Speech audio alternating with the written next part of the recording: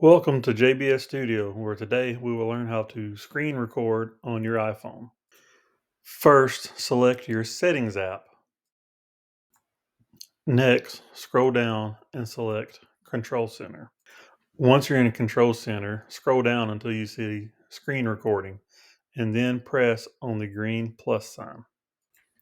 Now, screen recording has been added to your included controls on your Control Center. Exit Settings and swipe up on your iPhone to open up the Control Center. Press and hold the screen recording button to open up the screen recording options menu. Press start recording to begin your screen recording. Now that you are recording your screen, notice that there is a red bar at the top of the screen to indicate that you are in fact recording the screen. Whenever you want to stop your recording, press on this red bar